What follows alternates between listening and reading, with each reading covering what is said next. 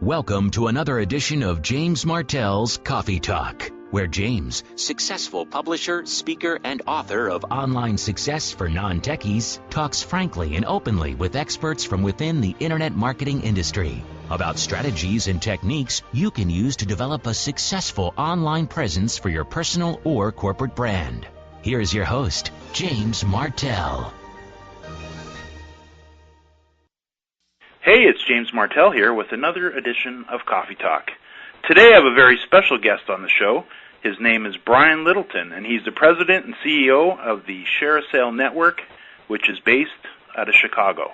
Good afternoon, Brian. It's great to have you on the show.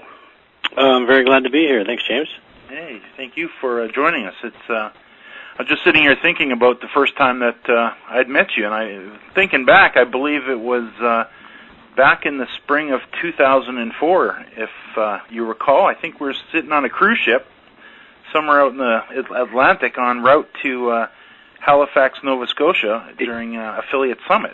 Yeah, I believe that is the case. That was quite a trip.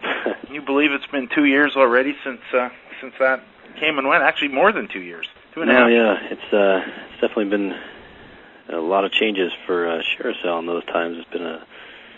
It's gone by pretty quick. Absolutely. I've kind of given listeners a little bit of an intro into ShareASale, but now that we have you on the call here, why don't you take a minute and maybe just bring listeners up to speed on ShareASale and your role in the affiliate industry, and maybe a little bit about how the company got started. And then when we're done that, I'll ask you a question about how you got started on the internet. But let's begin with talking about ShareASale. Sure thing. It would have been sometime late in 1999 where I was kind of introduced to the affiliate marketing world. I had been working as a website developer and designer and programmer and such, and had a client who was interested in that type of service, and so I kind of did a little research on the market as it stood at that time, and it was full of some common names that you probably would know nowadays, but there was a big missing gap that we felt wasn't being addressed, and that was for the companies that were much like my client at the time. Yeah. Small businesses, not a lot of upfront capital to spend, and really wanted the performance marketing space to work as it said it would, as based upon mostly performance. Yes. Most small businesses are not interested in putting up a lot of capital towards something that they have little experience in, or are not sure of the results that are going to be forthcoming. And so we built this system to cater to mostly those types of clients. And it can, the term small business is so broad a range that we attracted a lot of different types of clients, but they came from everywhere. And within a year or two, we'd established a pretty decent sized network of both those types of advertisers and affiliates that were getting into the game.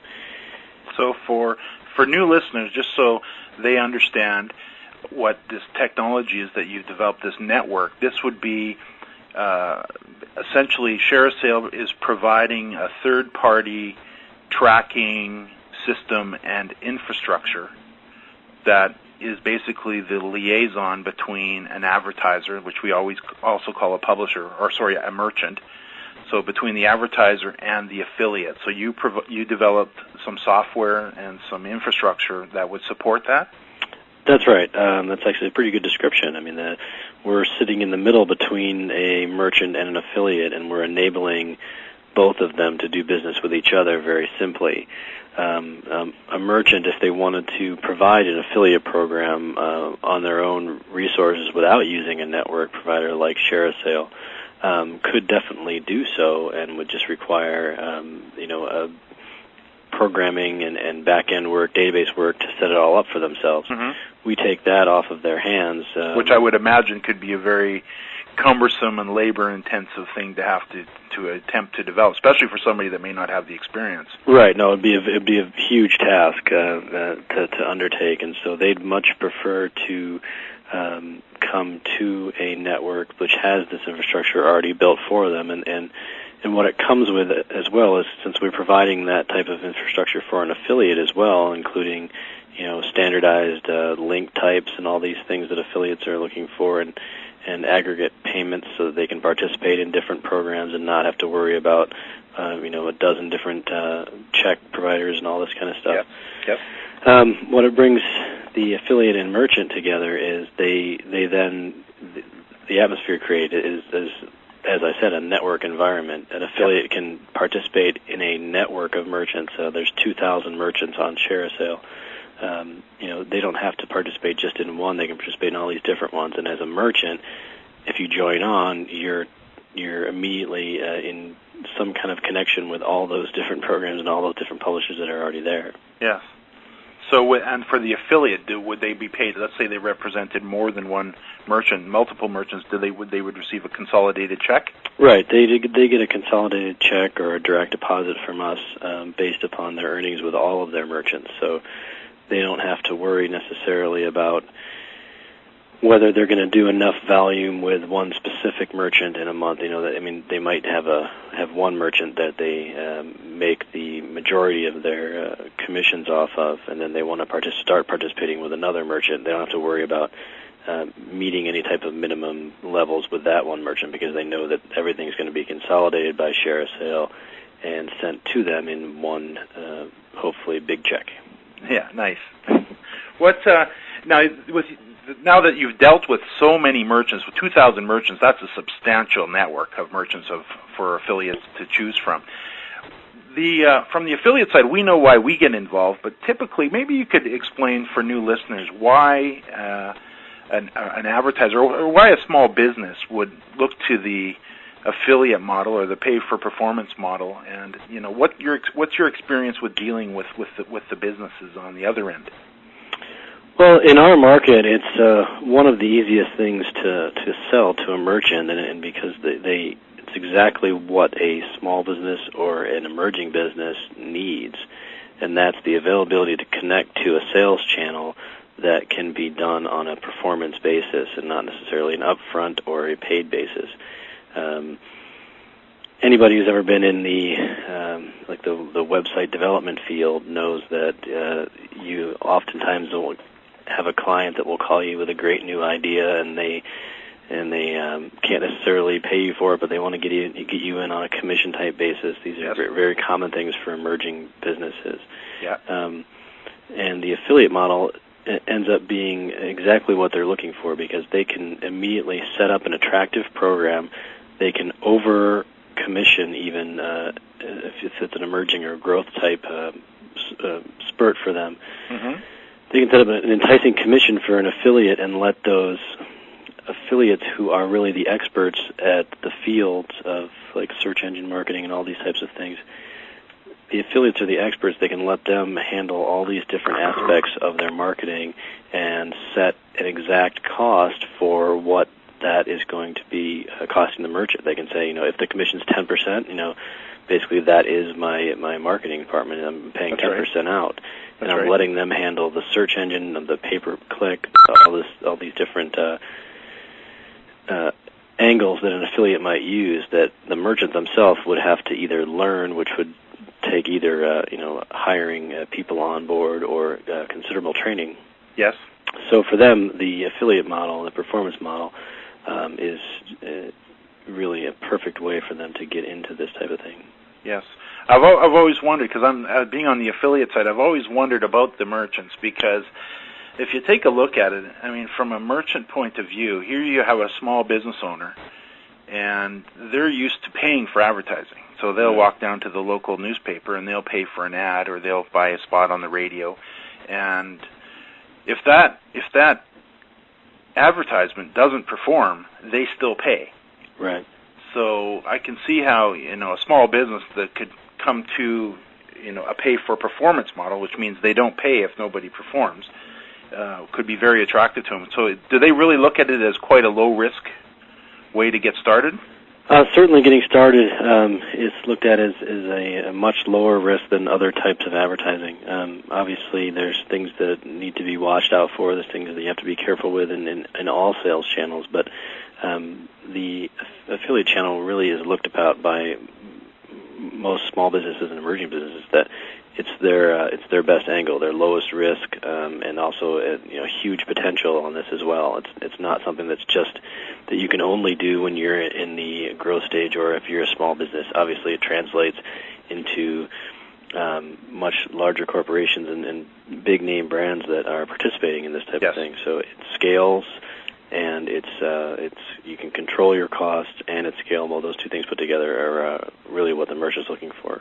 Yeah, so they're really, so though some might come in a little bit, let's try this out. Once they realize what they've got here, they can quickly ramp it up into a very profitable way of developing more customers for their businesses. Oh yeah, absolutely. I mean, they just need to focus on their strengths, which is developing a solid, not only having the solid products, but having the solid e-commerce platform and the shopping experience and the merchandising and all those types of things. As long as they put those things in order and offer a fair value to an affiliate, those affiliates are going to be there, and they will definitely participate. You bet. That's cool. Let's maybe shift gears a little bit here. One of the things that I deal with a lot at this end when I'm teaching people how to make money with affiliate programs, and invariably it's something that some people stumble across, and I've actually been sending people to ShareASale just to use your database as a method of choosing a topic. And there's always this basically, some people have this fear of I'm worried about picking my topic because what if I get it wrong? And I explain to them that this is your first topic, and if you make some mistakes on it, don't worry about it.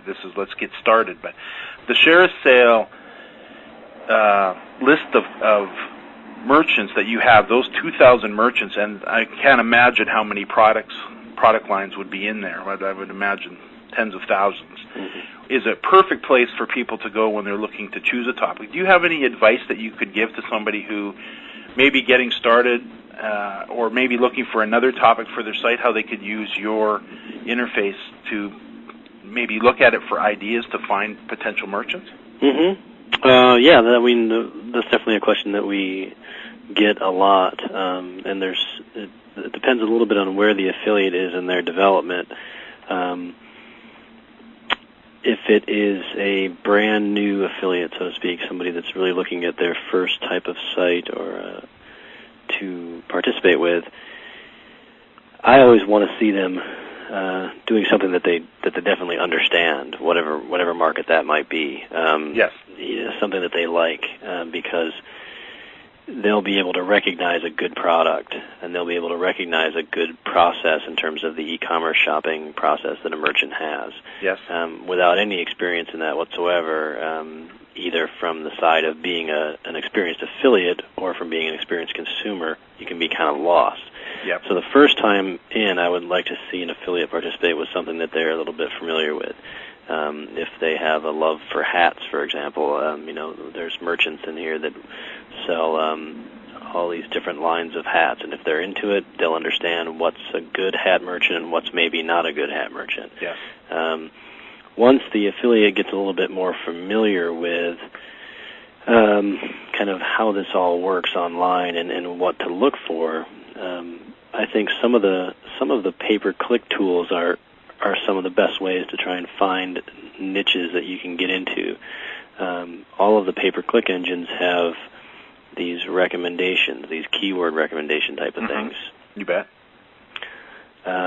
You can just start brainstorming in there and start typing in words. So you would say you're talking about maybe the Overture keyword suggestion tool? Right, something like that. So if somebody was to do a Google search for the Overture keyword suggestion tool, they'd find that, and then they could use that little tool to start typing in. You can just start typing in anything you want, and it'll give you an idea of the volume of searches for a specific word. Now, obviously,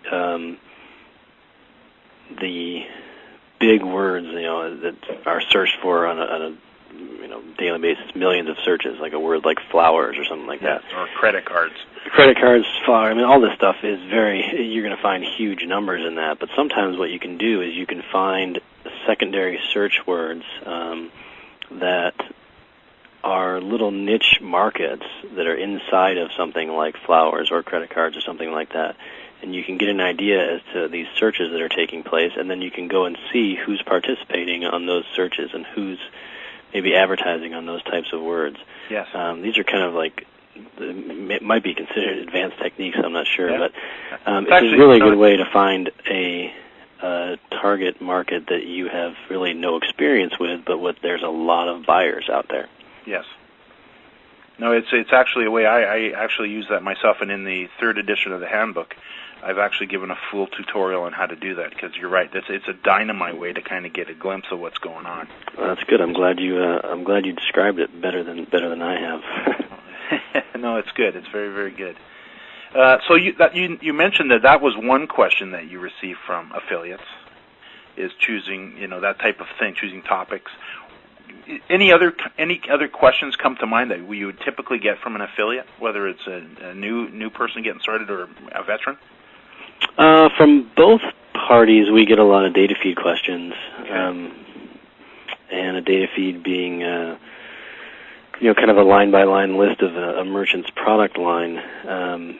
We get a lot of questions from new affiliates on how to utilize that. Yeah, how to install it on their sites. Right, and from experienced ones, the same type of things, how to use it even better than they already are using it, or how to tweak the performance of that, or get more information out of it. Right now, there are so many really good tools for brand new affiliates, such as the Golden Can tool that has merchant data feeds listed on it, and you can use those data feeds without having any data feed experience. So when we get an affiliate who's looking to utilize a product catalog but really doesn't have the programming skills, even though that doesn't require too much of that. Yes. If you don't want to get into it all, you can work with a service like Golden Can, and there are dozens of them. And what would that be? What would they do? Is that a specific company? Yes.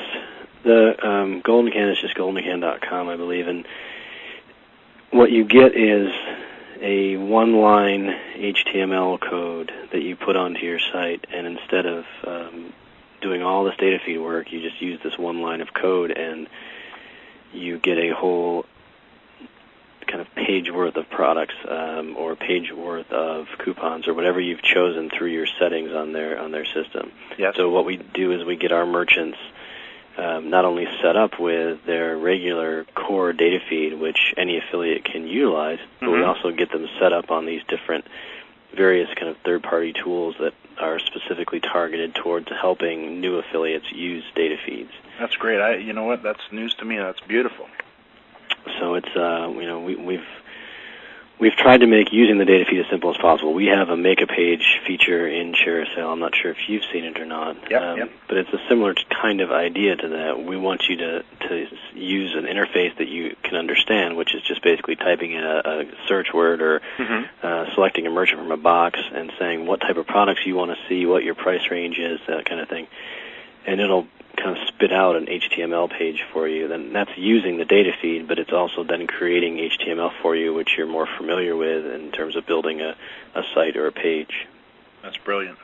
Absolutely brilliant. One of the things that I've been doing when I want to integrate something in, because I'm not a coder myself. I don't know really anything about it, but I utilize services such as Get a Coder or Rent a Coder or Elance to hire somebody that does understand how this all fits together, and I find that I can get them working for me for almost next to nothing. Some of these guys are based over in overseas, so for them to make $5 an hour, they're thrilled, and they're top drawer guys. I mean, or girls, they really do a great job. So it's one of those things that if people do get stuck, there's lots of help out there that they can hire people from all over the planet to help assist in getting this kind of stuff installed. And it's good to hear that you've taken it to that level where you've brought it right down so it's even simpler to install it on your site. So that's cool, very cool. Yeah. If I could ask you, maybe you could just look ahead a little bit. Where do you see this industry going in the next 5 years?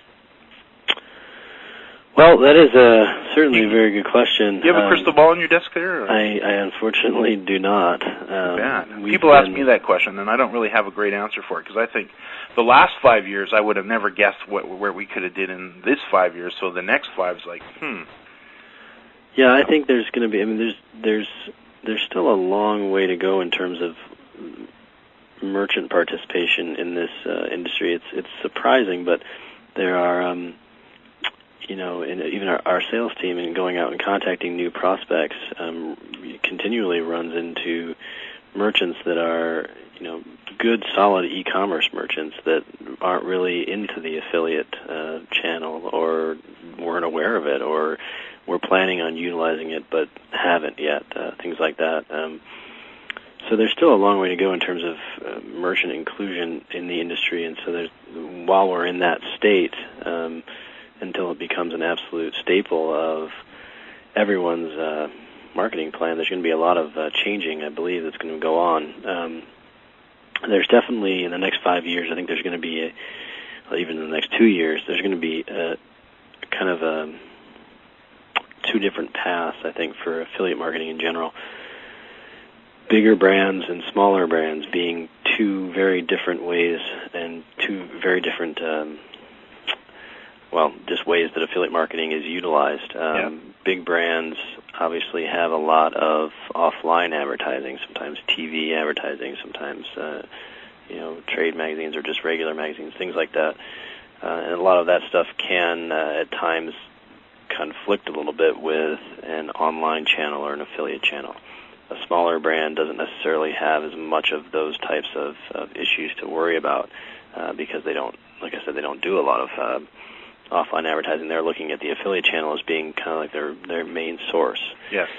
So a large company is just a part of their overall mix. Right. It's a part of their overall mix, and they need to worry more about all of their mixes being separate from each other and not overexpending in different areas that they may overlap.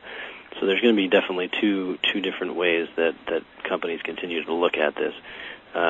We feel really comfortable about our position because we've tried to target our product towards a market that we believe affiliate marketing is a really, really strong play for these merchants. They have seen a lot of value out of what we've been able to provide, and when I say we, I mean it's really the affiliates that are driving this bus. We're putting together a kind of a meeting place, so to speak, and people are meeting the affiliates and the merchants, and they're going with it. We're going to continue to develop that type of the tools that we provide because we feel that in our market it's a very strong outlook for the future. As far as where everyone will be in those 5 years, there's definitely going to be changes that take place, but we're going to have to adapt as they come along. Absolutely. I remember one of the guys that I know that is a very wealthy guy. He actually has a couple of jets. I mean, he's that kind of wealth. And he goes, he's a saying he uses all the time, and it's got he wasn't even directing it at me or this industry. It's something he keeps in mind. And what he says is, change is inevitable, growth optional. So I thought that's very wise. Yeah. Because it's always, look at the changes we've seen already over the last. You came in 99. That's the same year I came in, and you look back. Those were the Wild West days, and although we're so much further ahead today as far as technology and ability to choose merchants and all the tools and ELANs and the conferences and all that stuff now that we didn't have back then, I can't imagine really where it will be in 5 years. Surely it will be mainstream, and it's really exciting to look out. On the topic of conferences, now you and I, we've met up a number of times, and ShareASale is infamous in the industry for your amazing parties that you throw at these conferences, which we can talk about in a sec. Of the conferences that you attend, which ones would you recommend? And I mean in the affiliate space or maybe even the search engine optimization world. What conferences do you attend, and which ones would you recommend that affiliates attend? Well, I will start probably probably with the affiliate-based ones. We've attended.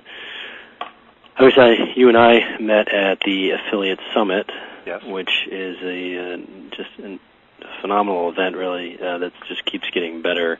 Their number one plus for that is that the founders of that particular event are very open to change from within, from the industry. Experienced people in this industry giving them a lot of good advice about where they should take it. Yes. And every time they hold a conference, they add in and make changes based upon all of the attendees and a lot of good people that are there. So they're going in a very good direction. For an affiliate, that's a very good event to attend because they're often represented a lot of different types of merchants that are there. That's Affiliate Summit. Affiliate Summit, right. And you're going to get a lot of network representation that you can speak with at all in their. They have a booth floor and all that kind of stuff. It's probably dedicated to affiliate marketing. Probably our biggest event as of current. Yep. There are a couple others that I have also attended, including the shows that are attached to the webmasterworld.com. Mm-hmm. And I believe they're called PubCons. Yeah, pubcon.com.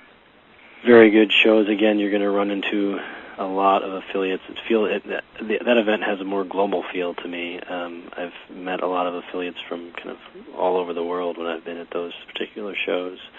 There's an online event that's interesting, ecomexpo.com. I have not personally attended that event. It hasn't worked out for me. However, I know a lot of affiliates who have, as well as a number of merchants who have. Yeah, I actually have. I've had a chance to attend it and to participate in it, and it's cool. It's very well done. And it's unique in the sense that you don't have to leave your office or your house to attend it. So there is that one, and there was one more that I wanted to mention.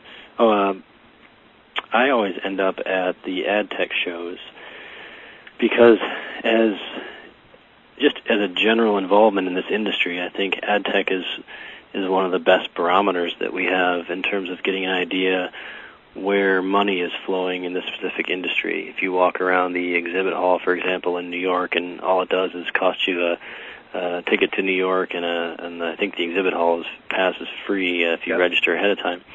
And you can wander around there for a day and see who's participating with booths. The show is huge in New York, so there'll be hundreds of these booths. You walk around and see where the money is at and what types of tools are out there nowadays. And it's really not affiliate focused. You'll see a dozen or so affiliate focused companies, but you will see mostly things that are just going on in the online advertising world in general. And while you may not get anything very, very specific out of that show, I think you'll come away with a pretty broad understanding of where the market is today. I always find it to be really interesting.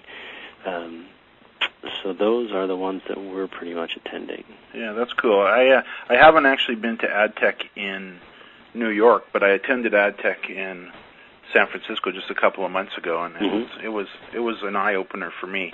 I'm used to the affiliate conferences where Affiliate Summit. When we hit the boat 2.5 years ago, there was 200 and some odd people on it, and one conference a year. Now they've grown to over 1,000 people, and they're doing 2 conferences a year, and you can just see that it's ramping up. Right. Walked into AdTech in San Francisco, and there was 9,000 people there. Yeah. It was amazing. It's like, holy smokes, look at this. It's like, I heard the San Francisco show was big, and I might try and get out there next year as well. I've always chosen New York only because it's in New York, and so there's a lot of advertising companies that are there, and ends up with just tons and tons of people, and a lot of those companies spending their money on that particular show. I'd heard, however, that the San Francisco show had gotten pretty large, so I'm going to try and go out there next year. It's good. It was very good.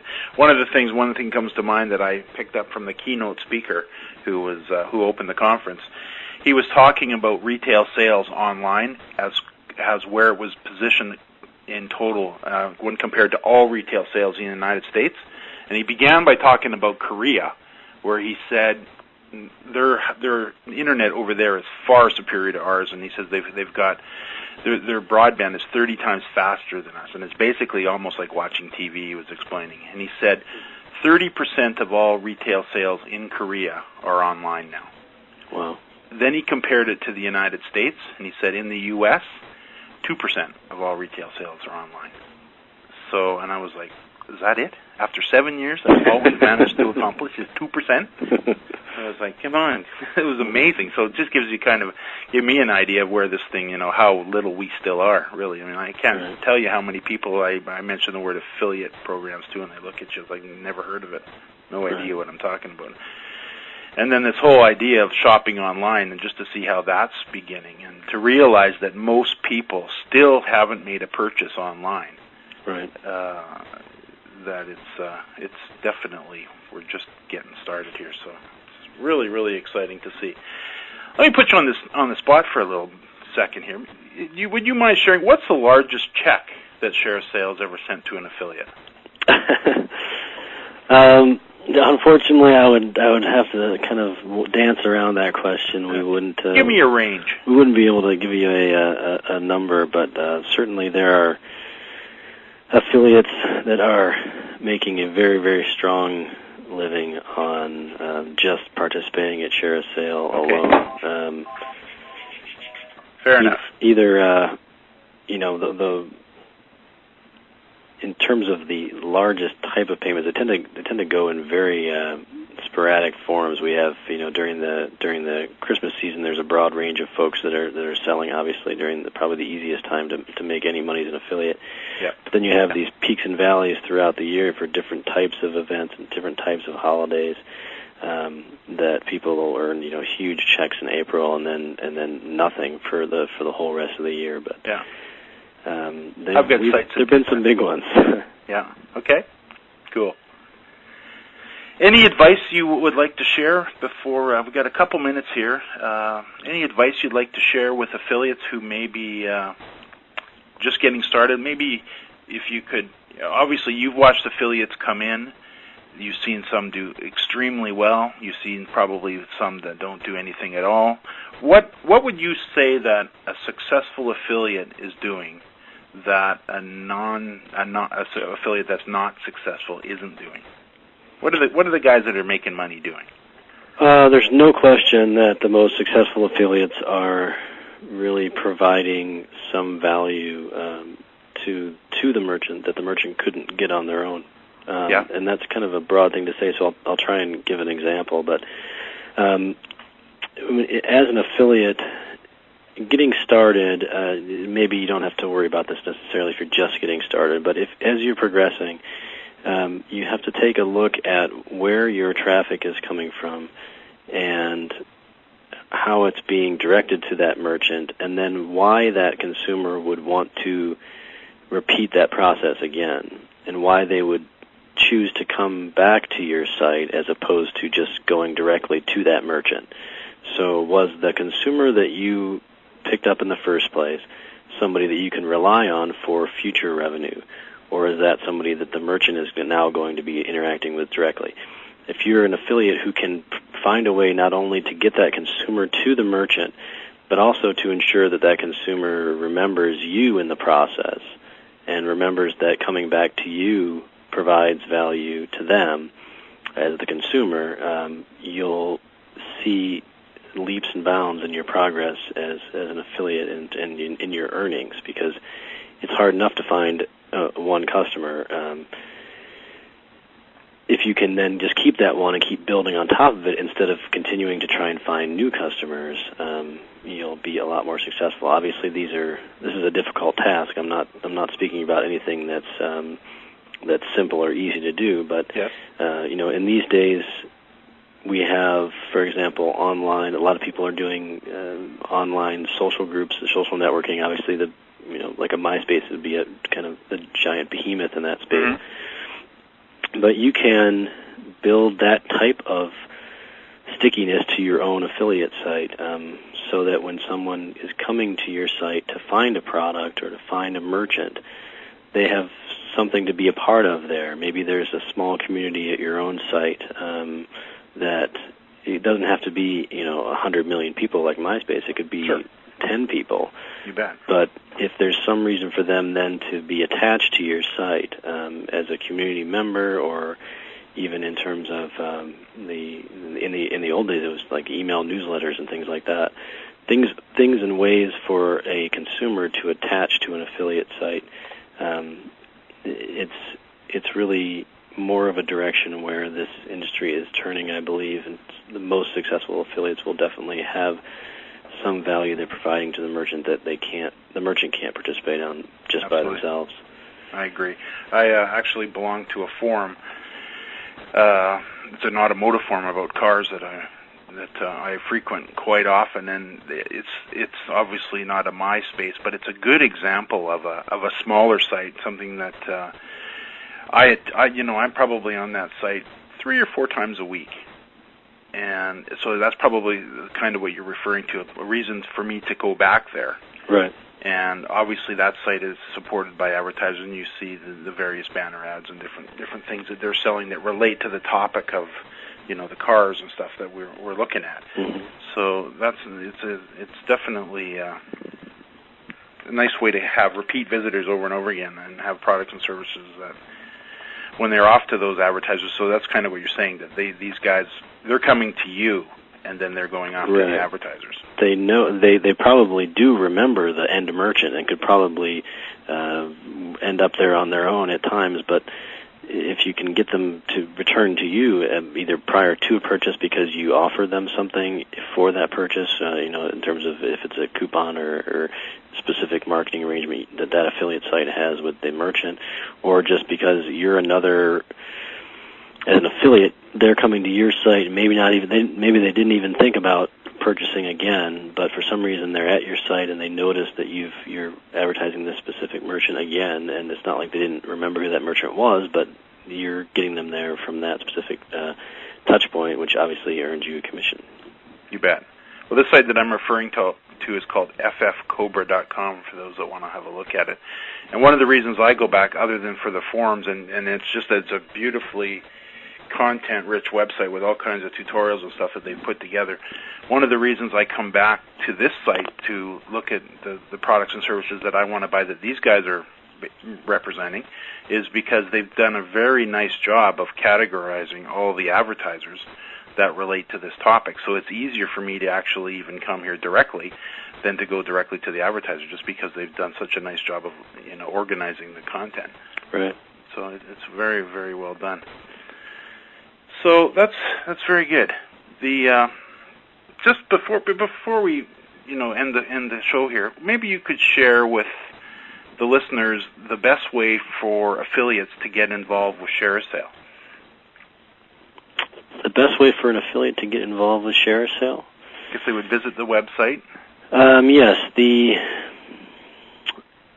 When an affiliate wants to join ShareASale, for example, the sign-up process is pretty easy. You provide a website, which can be any of the ones that you run, or just your first website, or anything that we can verify. We like to verify affiliate ownership of a website prior to application, but it's kind of a sidebar. Yep. They sign up. They'll get an application approval from the ShareASale network within about 24 to 48 hours, depending on their site and all that kind of stuff. That's great. From there is a variety of ways that an affiliate can get started. A lot of our affiliates find the merchant first. For example, they'll be out there on the internet looking for a specific type of product to promote, and they'll find the merchant first, and then they'll find, they're on ShareASale, and okay, here I go, and I log in, and all that kind of stuff. But if you start just with ShareASale, you can come in and begin to kind of query our database of merchants in the way that you want to look at it, whether it's by category, home and garden, or jewelry, things like this. Or if you want to see kind of who's successful right now, who has a really good statistical profile for the last 30 days, for example, who's sold the most or given out the most commissions, that kind of thing. You could break it down in any number of different ways. And, as a brand new affiliate, I would definitely suggest that you just pick one, as hard as that really is for an affiliate to do. I understand a lot of times an affiliate will come in and join 35, 40 programs just because of the kind of the excitement level is there. That's right. I did that when I first got started. Right. Rookie move. It's important to pick one, and if you must pick more than one, to make them related so that you can, either the site that you're building or the project that you're working on can have multiple merchants in a related type of space. But from there, it's just a matter of trying to figure out how you are going to make your consumer want to be at your site and click through on your ad, and not just to click, but to click with an intent to buy. Really, that you're giving them something that they're really looking for. And from there, the use of ShareASale is pretty easy. The interface has been redesigned a number of times, always with affiliates giving us the ideas in terms of how to set it up. So I don't think that anybody would have too much trouble finding what they needed to find in terms of the tracking links and the banners and all that kind of stuff. Yes, it's a great interface, very nice and easy to use. I'm in there quite often, so it's definitely somebody who's going there and spend a little bit of time and read a little bit of the tutorials and stuff if needed. They should have it. And I would imagine if they do have a question, there's a phone number on. Actually, in fact, I know there's a phone number on the site that they can give a call. There's an email address. There's help topics, and there's also a phone number in there that we're here to answer during the day. Always willing to give assistance to affiliates that are looking for help. That's great. Well, that's very good. Well, I think we're about out of time here. All right. So I just wanted to take a minute and thank you for joining me on the show here. Thanks for all the information. It's been great to talk with you. I have a feeling that you're going to be at PubCon. Will you be at PubCon in November? In November, I haven't made any plans for November as of such, but I was looking at it as a possibility. I would like to be there if I can. How about Affiliate Summit in January? I definitely will be there. That's great. So I'm sure we'll meet again there. People can look you up when they get there? Sure can. Is there another wave of affiliates coming your way from this direction? That would be awesome. Yeah, there's we always love new affiliates, and it's been our numbers have been growing very, very quick on the number of affiliates, so our applications are up and all that kind of stuff, but we're always looking for more. That's right, absolutely. That's good. Well, thank you very much, Brian. Thank you, James. And look forward to talking to you in the near future. Will do. Okay, bye-bye. Bye-bye. To learn more about James Martell, the School of Internet Marketing, and how you or someone on your staff can quickly and easily learn how to develop a successful online presence for your personal or corporate brand, visit theschoolofinternetmarketing.com. That's www.theschoolofinternetmarketing.com.